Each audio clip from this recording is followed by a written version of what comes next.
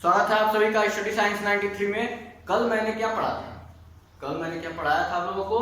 कल बताया था कि कैसे हम वर्ड इक्वेशन को केमिकल इक्वेशन में चेंज कर रहे थे, या फिर कोई भी रासायनिक अभिक्रिया हो रही थी, कोई भी केमिकल प्रोसेस हो रहा था, उसको हम कैसे शॉर्ट फॉर्म में लिख रहे थे। कैसे शॉर्ट फॉर्म में लिख रहे थे? याद होगा, मैग्नीशियम रिबन जब हम लोग जला रहे थे, जब मैग्नीशियम रिबन को बर्न कर रहे थे इन प्रेजेंस ऑफ ऑक्सीजन, तो क्या हो रहा था? मैग्नीशियम ऑक्साइड बन रहा था। वो जो एस था, व्हाइट कलर का एस जो बन रहा था, राख, तो उसको हमने क्या किया था? पहले वर्ड इक्वेशन में चेंज किया, थोड़ा सा शॉर्ट फॉर्म हुआ। उससे भी ज्यादा शॉर्ट फॉर्म में कैसे चेंज किया था? जो एलिमेंट थे उनका जो सिंबल है उसको यूज करके केमिकल इक्वेशन मैंने लिखा था। केमिकल इक्वेशन के बाद मैंने बताया था तीर में जो तीर होता है, जो एरो होता है, उसका हेड जिधर होता है उधर केमिकल रिएक्शन होता है, और जो लेफ्ट हैंड साइड होता है उसको क्या बोलते हैं? रिएक्टेंट बोलते हैं। जो राइट हैंड साइड होता है उसको क्या बोलते हैं? प्रोडक्ट बोलते हैं। और भी कई चीजें मैंने बताई थी उस क्लास में, ज्यादा रिपीट करने की जरूरत नहीं, ऑनलाइन क्लास है, रिपीट करेंगे तो टाइम वेस्ट होगा। मैं अगले टॉपिक पे चलता हूँ, उसी के आगे मैं बता रहा हूँ। अब तक मैंने ये बताया था कि इनबैलेंस केमिकल इक्वेशन, अभी मैंने क्या बताया था अब तक पिछले क्लास में? इनबैलेंस केमिकल इक्वेशन कैसे लिखा गया था, वहां तक हम लोग पहुंच गए थे। लेकिन अगला जो टॉपिक है वो क्या है? Importance of balance chemical equation. Balance chemical equation क्यों हम लोग लिखते हैं, आखिर उसका क्या इंपॉर्टेंस है? क्यों अनबैलेंस ही नहीं लिख देते? जैसे मैंने अभी मैंने कल क्या बोला था? जैसे Mg है और ऑक्सीजन है, रिएक्शन किए थे और बना क्या था? मैग्नीशियम ऑक्साइड, ये बना था ना। तो ये क्या बैलेंस है? नहीं है बैलेंस। एक परमाणु Mg है, एक एटम, और दो एटम, ये एक है और ये दो है। ऑक्सीजन यहाँ पे कितना है? यहाँ पे एक है और ये कितना है? एक है। मतलब बैलेंस नहीं, इधर दो है उधर एक ही है, मतलब इम्बैलेंस है, जिसको बोला गया था स्केलेटल केमिकल इक्वेशन। अब इसको हम बैलेंस करेंगे। बैलेंस क्यों करेंगे? क्योंकि हम लोग पढ़ चुके हैं, क्लास 9th में ही पढ़ा गया था, law of mass of conservation पढ़ा गया था। नहीं, द्रव्यमान संरक्षण का नियम हिंदी में बोलते हैं उसको, law of conservation of mass. क्या होता है उसमें? क्या बोला गया है? कहा गया है कि मास can neither be created nor destroyed. मतलब क्या है? द्रव्यमान को न तो उत्पन्न किया जा सकता है न ही नष्ट किया जा सकता है। होता क्या है कि वो एक फॉर्म से दूसरे फॉर्म में, जैसे यहाँ पे मैटर है तो एनर्जी फॉर्म में चेंज हो जाएगा, लेकिन मैटर तो रहेगा ही रहेगा। मैटर को न तो उत्पन्न किया जा सकता है, या फिर मास को neither be created not destroyed.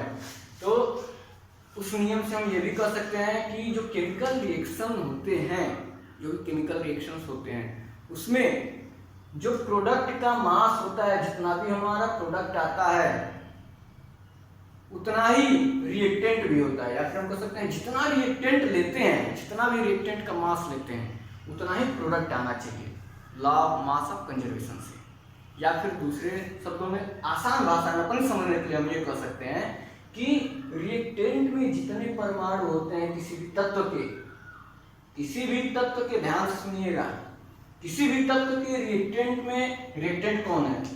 ये है रिएक्टेंट लेफ्ट हैंड साइड में। प्रोडक्ट कौन है? ये है प्रोडक्ट। रिएक्टेंट में प्रत्येक एलिमेंट के जितने परमाणु होते हैं उतने ही परमाणु प्रोडक्ट में भी होने चाहिए, तभी law of mass of conservation follow करेगा। अंतर नहीं आना चाहिए, डिफरेंस नहीं आना चाहिए कि जितना परमाणु इधर है जिस एलिमेंट का, उतना ही परमाणु इधर होना चाहिए। इसमें क्या है कि एक परमाणु तो है यहाँ मैग्नीशियम का, यहाँ पे एक परमाणु नहीं है। यहाँ पे क्या है? यहाँ पे एक परमाणु है। ध्यान दीजिएगा, मैं क्या बोल रहा हूँ उस पर मत जाइए, आप भी पढ़ते रहिए, आप भी दिमाग लगाइए, मेरे ऊपर मत जाइए। अब ऑक्सीजन दो है, यहाँ पे एक है, मतलब ये इम्बैलेंस नहीं है, इम्बैलेंस है, बैलेंस्ड नहीं है इक्वेशन। तो हम करेंगे क्या? सबसे पहले तो देख लेते हैं, एनसीईआरटी में दिया है एक एग्जाम्पल। हम तो ये एग्जाम्पल परंपरागत एग्जाम्पल मैंने ले लिया, चैप्टर के शुरुआत से यही चल रहा है, मैग्नीशियम रिबन। तो एक एग्जाम्पल है, दिया गया है जिंक, दिख रहा है जिंक, और लिया गया है H2SO4, H2SO4 लिया गया है। ये भी याद होगा एग्जाम्पल, मैंने बताया था कि कौन फ्लास्क में जिंक ले लेते हैं, ग्रेनुअल जिंक, और H2SO4 या फिर HCl डालते हैं, बनेगा क्या, बनेगा ZnSO4 और H2 गैस निकल जाएगी, फ्लास्क गर्म हो जाएगा, बताया था मैंने। अब इसमें क्या है कि क्या सभी जितने भी परमाणु हैं, जितने भी एलिमेंट हैं, एलिमेंट लेफ्ट हैंड साइड में या रिएक्टेंट के जितने भी एलिमेंट है, क्या उतने ही एलिमेंट में नंबर ऑफ एटम उतने ही हैं, ये चेक किया जाए। देखते हैं इधर देखते हैं जिंक में रिएक्टेंट में, यहाँ रिएक्टेंट लिख लेते हैं और यहाँ प्रोडक्ट, जिंक की संख्या रिएक्टेंट में कितनी है, देखते हैं बराबर है कि नहीं दोनों। अगर बराबर होगा तो ये बैलेंस इक्वेशन होगा, अगर बराबर नहीं होगा तो स्केलेटल इक्वेशन होगा। हमको बैलेंस इक्वेशन के बारे में जानना, बैलेंस करना है, बैलेंस करना इक्वेशन देखते हैं ये बैलेंस है कि नहीं। अगर बैलेंस नहीं होगा तो बैलेंस करना सिखाएंगे। जिंक कितना है रिएक्टेंट में, अभी देखते हैं जिंक कितना है, कितना परमाणु है जिंक का, कितना आइटम है, जिंक का कितना आइटम है, एक है। थोड़ा चल नहीं रहा है, मार्कर को प्रॉब्लम है इस समय। कितने परमाणु है, एक। चलिए इधर देखते हैं जिंक कितना है, दोनों ओर देखते चलते हैं सीधे। इधर तो हो गया रिएक्टेंट में जिंक कितना परमाणु है, एक। इसमें जिंक का कितना परमाणु है, कितने एटम है जिंक के, एक ही है, और कोई तो नहीं दिख रहा है, एक हो गया। चलिए अब कहाँ चले, जिंक का तो हो गया, हाइड्रोजन पे चलते हैं। हाइड्रोजन जो है इधर कितना है रिएक्टेंट में हाइड्रोजन कितना है, रिएक्टेंट में हाइड्रोजन कितना है, 2 दिख रहा है ना, 2 है। रिएक्टेंट में कितना है, 2 है, दिख रहा है। रिएक्टेंट में 2 है हाइड्रोजन। इधर देखते हैं कितना हाइड्रोजन है, कहाँ है हाइड्रोजन, यहाँ है। कितना हाइड्रोजन है, 2 हाइड्रोजन, मतलब कि हाइड्रोजन भी सेम है, इधर भी 2 इधर भी 2, दोनों सेम। हाइड्रोजन के बाद क्या देख लीजिए, सल्फर, एस से सल्फर होता है, मैंने बोला था पीरियोडिक टेबल में 30 तक आप लोग याद कर लीजिएगा। सल्फर इधर कितना है, 1 दिख रहा है, इसके आगे पीछे कुछ नहीं है, ये 1 है, सल्फर 1 है।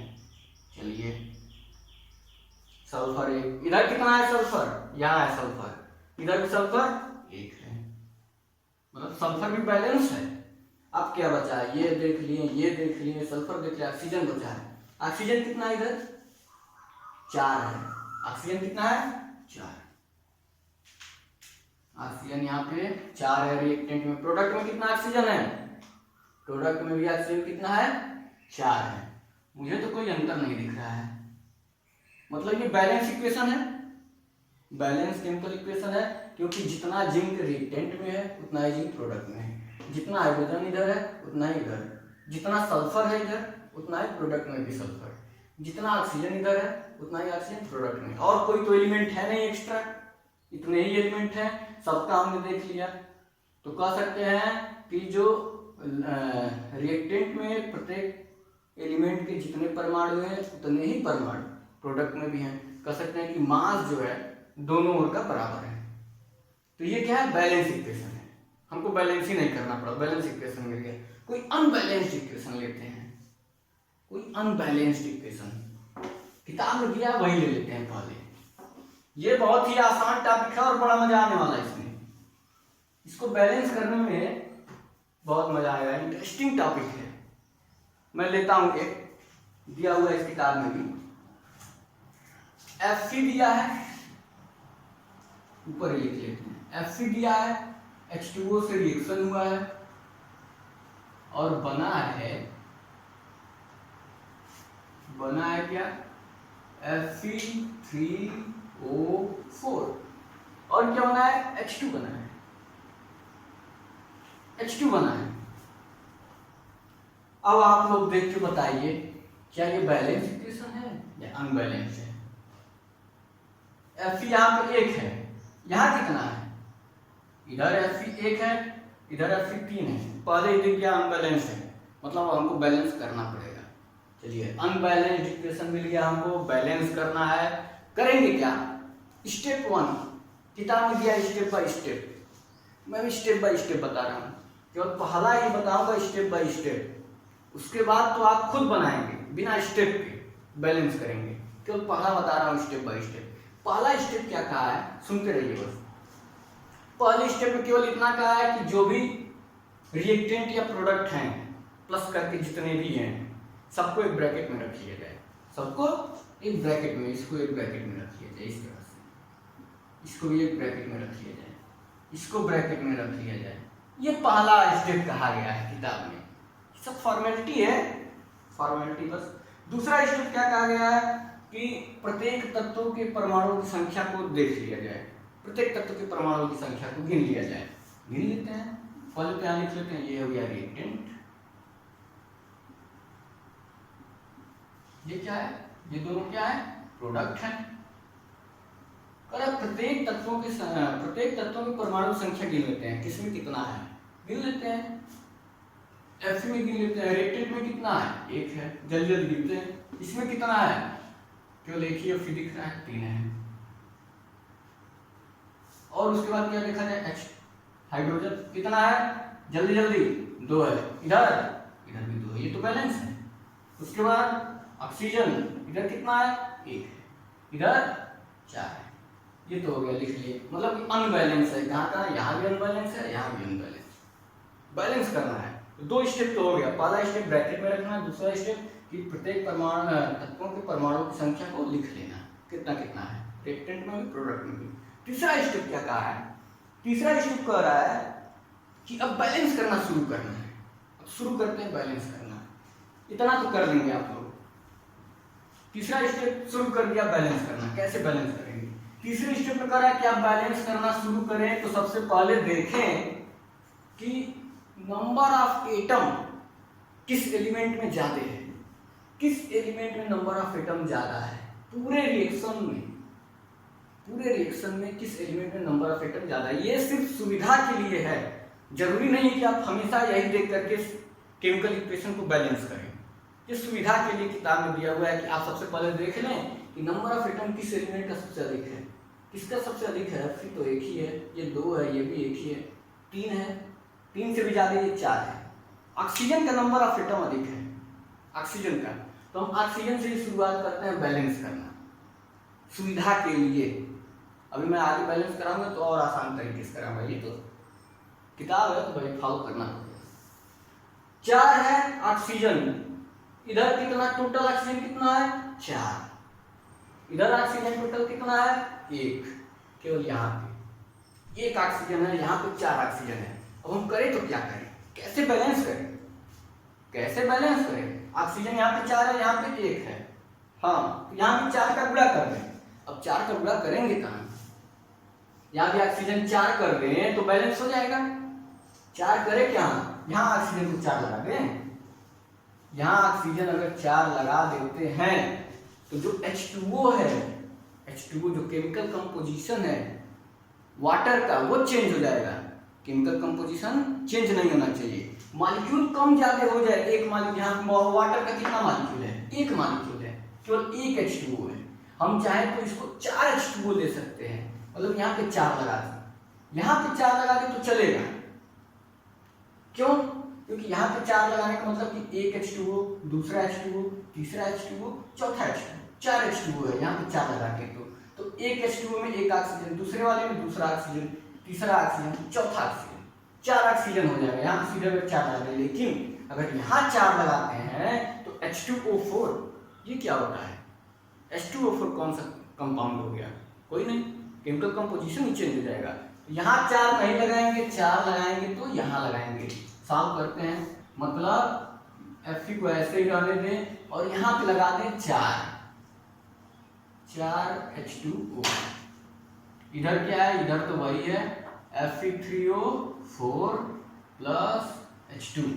अब देखिए बराबर हो गया ऑक्सीजन, 4 लगा, इसका मतलब क्या है कि 4 ऑक्सीजन हो गया। यहाँ भी कितना है 4 ऑक्सीजन। ऑक्सीजन तो बराबर हो गया, क्लियर, ऑक्सीजन बराबर हो गया दोनों। अब क्या देखें, अब देखिए ऑक्सीजन हमने बराबर किया तो हाइड्रोजन गड़बड़ हो गया, हाइड्रोजन की संख्या जो है वो गड़बड़ हो गई। हाइड्रोजन कितना है इधर, अब कुछ लोग तो बता ही नहीं पाएंगे हाइड्रोजन इधर कितना है, यही है हाइड्रोजन H2। पहले H2, पहले कितना था, केवल H2 था, लेकिन अभी 4 लग गया है, 4 लग गया, इसका मतलब क्या है 4H2O, 4H2O हो गया, 4H2O हो गया, इसका मतलब क्या है 4H2O, 4 ऑक्सीजन तो बैलेंस हो गया। H2O की H2 कितना हो गया, 2 यहाँ पे, 2 यहाँ पे, 2 यहाँ, 2 यहाँ, 2 दूनी 4, 2 2 4, 2 6, 2 8, 8 हाइड्रोजन है, इसका मतलब ऐसे करते हैं 4 × 2, 4 दूनी 8 ऑक्सीजन, 8 हाइड्रोजन। यहाँ कितना है 8 हाइड्रोजन, यहाँ कितना है 2 हाइड्रोजन, अनबैलेंस है। बैलेंस कैसे करेंगे, यहाँ पे 8 था, 4 दूनी 8, यहाँ पे 2 है, यहाँ पे अगर हम कर दें 4, यहाँ भी 4 कर दें, क्या हो जाएगा 4 दूनी 8, 8 हाइड्रोजन इधर भी, 8 हाइड्रोजन इधर भी, हो गया। अब बैलेंस हो गया हाइड्रोजन, हमने क्या क्या बैलेंस कर लिया, ऑक्सीजन बैलेंस कर लिया, हाइड्रोजन बैलेंस कर लिया। अब बैलेंस क्या करना है, Fe, आयरन, Fe को आयरन बोलते हैं, फेरम बोलते हैं, फेरम, आयरन को बैलेंस करना है। आयरन कितना है इधर, इधर तो 1 है, इधर कितना है 3 है, और कहीं तो नहीं लिख रहा है आयरन, इधर कितना है 3 है, मतलब कि इधर भी अगर 3 हो जाता तो बैलेंस हो जाता आयरन। तो 3 हम कहाँ लगाएंगे, यहाँ नहीं लगाएंगे 3, Fe फ्री स्टेट में पाया जाता है, Fe के ही रूप में होता है, 3 यहाँ नहीं लगाएंगे, 3 यहाँ नहीं लगा करके यहाँ लगाएंगे 3 Fe, एक Fe, दूसरा Fe, तीसरा Fe, 3 Fe हो गया, 3 Fe, 4H2O, reaction goes to Fe3O4 and 4H2। अब देखिए ये बैलेंस हो गया कि नहीं, देखिए Fe कितना है 3, इधर कितना है 3, हाइड्रोजन कितना है 4 दूनी 8, इधर 4 दूनी 8, ऑक्सीजन कितना है 4, यहाँ पे 4, सब बैलेंस हो गया। बस यही करना था, किताब ने स्टेप बाय स्टेप दिया है, पहला स्टेप दे दिया ऑक्सीजन को बैलेंस करिए, इतना लिख लिए, इतना लिख लिए, इसको अभी हटा दिया। फिर अगला स्टेप चला है कि हाइड्रोजन को बैलेंस करना है, तो इतना लिख लिए, यहाँ पे 4 लिख दिया, स्टेप बाय स्टेप दिया है। किताब आप लोग देखिएगा, बिना किताब के नहीं, मैं तो समझा दिया एक लाइन में, किताब में देखिएगा स्टेप बाय स्टेप दिया है, यही चीज दिया है, लेकिन स्टेप बाय स्टेप, जैसे मैंने एक ही लाइन में सब कर दिया। उसमें क्या है, पहले ये ऑक्सीजन को यहाँ पे 4 लगा करके बैलेंस किया, यहाँ 3 नहीं है, यहाँ 4 नहीं है। बैलेंस होने के बाद फिर दूसरे स्टेप में यहाँ पे 4 लगा दिया और इस तरह इक्वेशन लिख दिया, अभी इसी तरह। और उसके बाद से फिर देखा Fe 3 है, तो अगले स्टेप में यहाँ पे 3 Fe लगाया, तो ये उसके बाद लास्ट में पूरा इक्वेशन उतार दिया। हमने भी वही किया, लेकिन एक लाइन में। अब क्या है, ये तो हो गया बैलेंस। और अगर अब हमें इसके स्टेट के बारे में पता हो, अवस्था के बारे में, किस स्टेट में कौन सा है, अगर इसके बारे में हमको पता है तो उसे भी हम लिख देते हैं। कुछ इक्वेशन ऐसे होते हैं जिसके बारे में हमको पता है, हाँ ये आयरन है तो वो सॉलिड फॉर्म में होगा, H2O है लिक्विड या फिर गैस फॉर्म में होगा। तो अगर हमको पता है किस फॉर्म में है उसको भी लिख लेते हैं। अगर पहले तो फेज कितने होते हैं केमिकल रिएक्शन में लिखने के लिए, 4 फेज होते हैं। कौन कौन से, सॉलिड को डिनोट करते हैं इस तरह से लिखते हैं S से, सॉलिड को, लिक्विड को L से, और गैस को G से। और अगर कोई जलीय विलयन है, एक्वस सॉल्यूशन है, जल में घोला गया कोई विलयन है, उसको डिनोट किया जाता है AQ से, एक्वस सॉल्यूशन को। अब हमको अगर फेज पता है इसका, जैसे सॉलिड ये Fe इस रिएक्शन में Fe किस स्टेट में है, सॉलिड स्टेट में, तो इसके नीचे सबस्क्रिप्ट में कोष्टक में S लिख देंगे, समझ जाएंगे कि जो ये Fe लिया गया है, आयरन लिया गया है, वो सॉलिड स्टेट में। H2O यहाँ पे लिया गया है गैस के रूप में, शायद, I am not confirm, gas के ही रूप में लिया गया है मेरे ख्याल से, एक बार देख लेते हैं। हाँ, गैस के ही रूप में है, H2O गैस के रूप में लिया गया है, तो यहाँ पे आगे G लगा के इस्तेमाल किया। अगर हमको स्टेट पता है तो लिख लेंगे और अच्छी तरीके से एक्सप्लेनेशन हो जाएगा ये केमिकल इक्वेशन का, अगर ये भी लगा दिए तो। अब Fe3O4 किस स्टेट में है, तो ये है सॉलिड स्टेट में, अगर हमको पता है तो लिख लेंगे। उसके बाद से H2, ये तो सबको पता है गैस फॉर्म में होता है, हाइड्रोजन है ये गैस फॉर्म में। तो ये हो गया अच्छी तरह से, और अच्छी तरह से केमिकल इक्वेशन को लिख सकते हैं इस तरीके से। अगर हमको और भी कुछ पता है इस इक्वेशन के बारे में, और भी क्या क्या पता चल सकता है, कंडीशन पता चल सकता है कि जैसे ये जो रिएक्शन है वो इतने डिग्री सेंटीग्रेड पे हो रहा है, उसको कहाँ लिखेंगे, तीर के ऊपर लिखेंगे। अगर 300 डिग्री सेंटीग्रेड पे ये रिएक्शन हो रहा है 300 डिग्री सेंटीग्रेड, या फिर इतने एटमॉस्फेरिक प्रेशर पे हो रहा है, 100 एटीएम पे हो रहा है, 100 एटीएम मतलब 100 एटमॉस्फेरिक प्रेशर पे हो रहा है कोई रिएक्शन, उसको कैसे लिखेंगे, नीचे तीर के लिख देंगे या फिर ऊपर ही लिख देंगे 100 एटीएम, मतलब समझ जाएंगे ये जो रिएक्शन है 100 एटीएम पे हो रहा है। या फिर 300 डिग्री सेंटीग्रेड पे हो रहा है तो यहीं कहीं लिख देंगे 300 डिग्री सेंटीग्रेड। सूर्य के प्रकाश में हो रहा है तो वो भी कंडीशन कहाँ लिखेंगे, तीर के ऊपर, मतलब तीर के ऊपर लिख देंगे जिस कंडीशन में भी रिएक्शन हो रहा है, अगर हमको पता है वो कंडीशन तो इस तरह से केमिकल इक्वेशन को लिख सकते हैं। तो टोटल मतलब अगर देखा जाए तो ये होता है इस तरीके से राइटिंग ऑफ केमिकल इक्वेशन। मैं एक और बताता हूँ आपको, बैलेंस करना मैं नहीं बताऊंगा, आप लोग खुद बताएंगे। तो सबसे पुराना तरीका है, तो सबसे क्या करते हैं, साइन कन्वेंशन वाला हमारा जो रिएक्शन है मैग्नीशियम का ले लेते हैं। अब आप लोग बताइए बैलेंस कैसे करें। कैसा था, उसमें मैग्नीशियम लिए थे, मैग्नीशियम रिबन ऑक्सीजन के साथ जलाया गया था, कंबस्टेड किया गया था, बना क्या था, मैग्नीशियम ऑक्साइड MgO, यही बना था ना। हमको इसके बारे में पता है, मैग्नीशियम किस स्टेट में था, सॉलिड में था, मैग्नीशियम रिबन था, ऑक्सीजन क्या था, गैस की अवस्था में जला रहे थे, वायु की उपस्थिति में, ये गैस फॉर्म में था। और ये भी क्या है, सॉलिड चूर्ण जो बना था, क्या बोलते हैं उसको, जो व्हाइट एस बना था वो भी सॉलिड रूप में था। हमको पता है स्टेट लिख लिए, अगर पता नहीं रहता तो रिएक्शन को ऐसे ही छोड़ देते। अब ये क्या है, अनबैलेंस है या बैलेंस इक्वेशन है, क्या लग रहा है difference, Mg number of atom कितना है 1, यहाँ पे नंबर ऑफ एटम 2, लेकिन यहाँ पे इसका भी 1, यहाँ पे इसका भी 1, अनबैलेंस है। बैलेंस कैसे करेंगे, बैलेंस करने के लिए सबसे पहले क्या करेंगे, देखेंगे कि यहाँ पे ऑक्सीजन 2 है, सबसे ज्यादा वाला परमाणु उठाते हैं, जैसा कि मैंने अभी बताया। यहाँ पे देखेंगे ऑक्सीजन 2 है और यहाँ पे ऑक्सीजन 1 है, इसको 2 करना है। 2 कैसे करें, तभी तो बैलेंस होगा। पहले किसी एक एलिमेंट को उठाते हैं, तो यहाँ पे ऑक्सीजन 2 है, इसको भी 2 करना है, तो 2 हम यहाँ तो लगा नहीं सकते, केमिकल कंपोजिशन चेंज हो जाएगा अगर लगाएंगे तो, 2 लगा देंगे यहाँ। अब देखिए 2 ऑक्सीजन, लेकिन अब मैग्नीशियम क्या हुआ, यहाँ पे 2 लगाने से मैग्नीशियम 2 हो गया, नंबर ऑफ एटम मैग्नीशियम का कितना हो गया, 2 हो गया, और यहाँ पे कितना है, 1 है। तो इसको अब मैग्नीशियम को बैलेंस करने के लिए, ये 2 है तो यहाँ भी 2 करना पड़ेगा, ये हो जाएगा 2Mg। अब देखिए बैलेंस हुआ कि नहीं, 2 मैग्नीशियम 2 ऑक्सीजन, बैलेंस हो गया।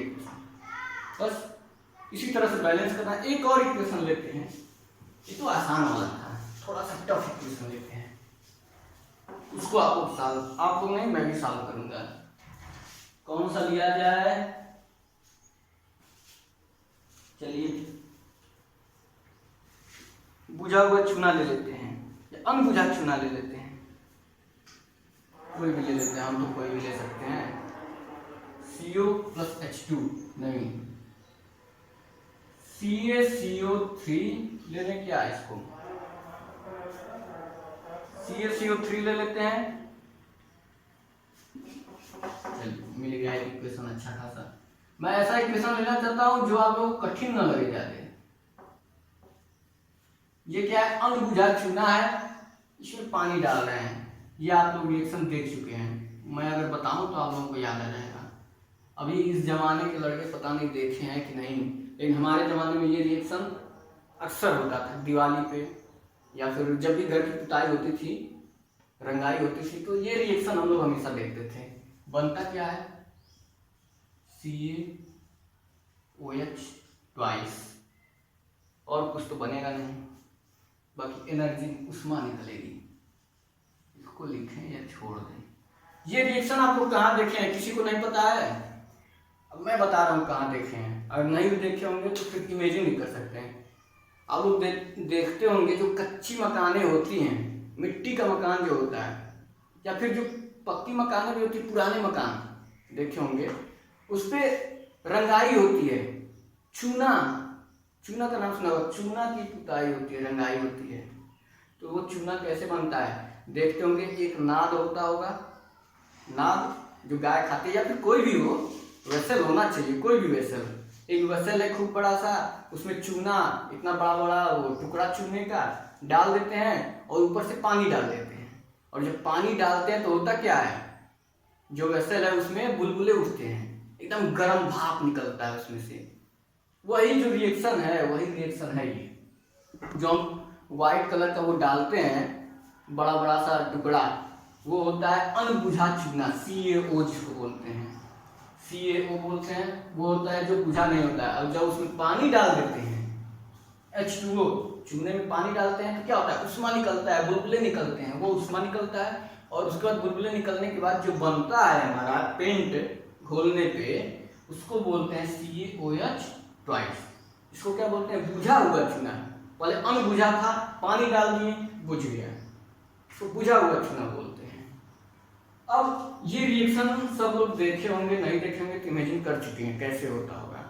ये बैलेंस है या नहीं, इसको देखते हैं, बैलेंस है या नहीं। एक Ca, एक Ca, एक ऑक्सीजन यहाँ, एक ऑक्सीजन यहाँ, दो ऑक्सीजन है, यहाँ भी तो दो ऑक्सीजन है, कोष्टक में दो है, मतलब ये भी दो, ये भी दो हाइड्रोजन, दो हाइड्रोजन, ये तो बैलेंस है, बैलेंस है। अनबैलेंस लेते हैं, फिर कोई बैलेंस इक्वेशन मिल गया, कौन सा इक्वेशन ले जो अनबैलेंस हो और अच्छा खासा इक्वेशन, हाँ मिल गया है, CH4 मीथेन है, CH4 ऑक्सीजन के साथ रिएक्शन हो रहा है, CH4 का CH4 क्या है, मीथेन। ऑक्सीजन की पुष्टि में क्या हो रहा है, दहन हो रहा है मीथेन का, जलाया जा रहा है मीथेन को, और बन क्या रहा है, कोई भी चीज जलता है तो दो ही चीज बनता है, एक तो पानी निकलता है, दूसरा कार्बन डाइऑक्साइड बनता है, ये तो नॉर्मल सी चीज है। CO2 धुआं, कार्बन डाइऑक्साइड का, और पानी H2O, ये निकलता है, कोई भी रिएक्शन हो, किसी को भी जलाएंगे तो ये निकलता है। अब देखिए इस रिएक्शन में क्या ये बैलेंस है, कार्बन कितना है इधर, रिएक्टेंट में कार्बन कितना है, एक है, प्रोडक्ट में कार्बन कितना है, एक है। चलिए हाइड्रोजन देखते हैं कितना है, रिएक्टेंट में हाइड्रोजन 4 है, इधर कितना है, केवल यहीं पे दिख रहा है, हाइड्रोजन 2 है, बैलेंस नहीं है, अनबैलेंस इक्वेशन है। ऑक्सीजन यहाँ पे 2 है, यहाँ ऑक्सीजन 2 और एक 3 है, मतलब ऑक्सीजन भी बैलेंस नहीं है, ये भी बैलेंस नहीं है। और बैलेंस करते हैं हम, बैलेंस करने के लिए क्या करेंगे, पहले ऑक्सीजन को बैलेंस कर लेते हैं। ऑक्सीजन को बैलेंस करेंगे कैसे, किसी को भी बैलेंस करते हैं, क्या करना है हमको, हाइड्रोजन सबसे ज्यादा है ना, हाइड्रोजन को बैलेंस करते हैं क्रम से, जो रूल बताया है। हाइड्रोजन 4 है, 4 हाइड्रोजन, ध्यान दीजिएगा, इधर हाइड्रोजन 2 है, 4 इधर करना पड़ेगा तभी बैलेंस होगा। तो 4 करने के लिए यहाँ क्या करेंगे, 2 से गुणा कर देंगे, 2 से गुणा कर दिए, इधर भी हाइड्रोजन 4, इधर भी हाइड्रोजन 4, क्लियर, हाइड्रोजन तो बैलेंस हो गया। अब ऑक्सीजन अनबैलेंस होने लगा, यहाँ ऑक्सीजन 2 और यहाँ भी ऑक्सीजन 2, तो कितना, 4 ऑक्सीजन, मतलब प्रोडक्ट में 4 ऑक्सीजन, रिएक्टेंट में कितना है, 2 ही ऑक्सीजन है। अब 4 इसको भी करना है, 2 है 4 करना है, तो यहाँ पे 2 लगा देंगे तो 2 दूनी 4, 4 ऑक्सीजन हो गया, हो गया, ये भी बैलेंस, 4 हाइड्रोजन, ये भी बैलेंस, कार्बन कितना, 1, इधर भी 1, मतलब इक्वेशन अब बैलेंस हो गया बैलेंस। इसी तरह से बैलेंस करना है इक्वेशन। टाइम भी हो गया लगभग, एक और इक्वेशन है जिसे आप लोगों को घर पे बैलेंस करना है। 2 इक्वेशन मैं दे रहा हूँ, बैलेंस करिएगा, नहीं होगा तो अगले क्लास में मैं जरूर बताऊंगा। बैलेंस करिएगा ये दोनों इक्वेशन। एक दिया है सोडियम और जल, हाइड्रोजन और क्लोरीन, बहुत ही आसान है। हाइड्रोजन लिया है H2 प्लस Cl2, ये इससे आसान नहीं मिलेगा कोई भी इक्वेशन। और बना है HCl। इसको बैलेंस करना है, इसको बैलेंस करना है। पहला ये होगा क्वेश्चन। दूसरा क्वेश्चन है, थोड़ा सा कठिन लेते हैं। बेरियम क्लोराइड BaCl2 प्लस, और क्या लिया गया? बेरियम क्लोराइड सोडियम सल्फेट लिया गया है, Na2SO4। बना क्या है? बेरियम सल्फेट बन गया है, BaSO4 बन गया है। और क्या बना है? 2NaCl, मतलब NaCl बना है। सोडियम क्लोराइड बना है, BaSO4 बना है। ये दोनों इक्वेशन जो है केमिकल इक्वेशन अनबैलेंस है। मैं बता दें हम अनबैलेंस हैं। अब बैलेंस करना है, इसको बैलेंस करिएगा। और उसके बाद से अगले क्लास में मैं अगला टॉपिक पढ़ाऊंगा। चैप्टर 2 और लेक्चर रहेगा, खत्म हो जाएगा। पढ़ लीजिएगा ये क्लास। अगर अगला इसके पहले वाला क्लास नहीं पढ़े तो उसको भी पढ़ लीजिएगा। 2 ही क्लास अभी इस चैप्टर में हुआ है। आज के लिए इतना ही, धन्यवाद।